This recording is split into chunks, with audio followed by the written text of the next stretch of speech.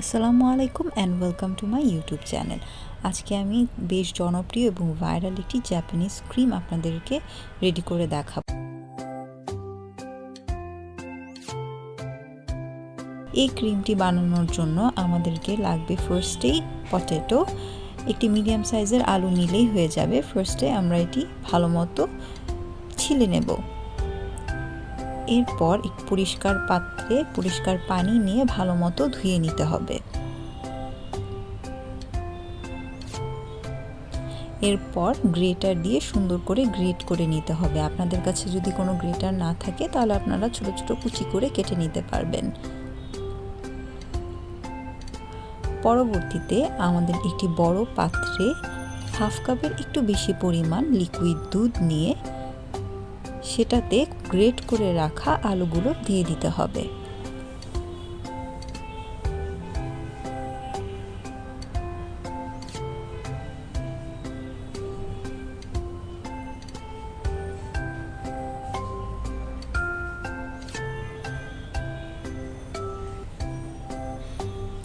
এরপর পাত্রটিকে আমরা চুলায় বসিয়ে দিব।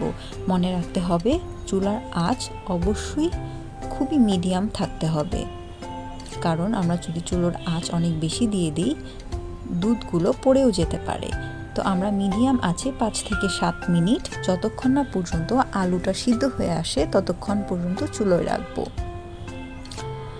এরপরে উপাদানটা হচ্ছে রাইস ফ্লাওয়ার অথবা চালের গুঁড়ো। চালের গুঁড়ো জাপানিজ স্কিন কেয়ারে অনেক অন্যতম প্রধান একটি উপাদান এবং এর মধ্যে আমরা দিব হচ্ছে 1 চা চামচ কর্নফ্লাওয়ার। এই দুটো উপাদানই আমাদের স্কিনকে পলিশিং করতে সাহায্য করবে। ভালো মতো 2 টেবিল চামচ পানিতে আমরা ভালো মতো গুলিয়ে নিব। এরপর সিদ্ধ হয়ে আসা লিকুইড দুধটার মধ্যে আমরা মিশ্রণটাকে ঢেলে দেব এবং অনবরত নাড়তে থাকব। অবশ্যই এটা আমাদেরকে নাড়তে থাকতে হবে, তা না হলে পাত্রের নিচে পুড়ে যেতে পারে। এবং এটা 4 থেকে 5 মিনিট নাড়তে নাড়তে দেখবেন একটা ঠিক কনসিস্টেন্সিতে চলে এসেছে।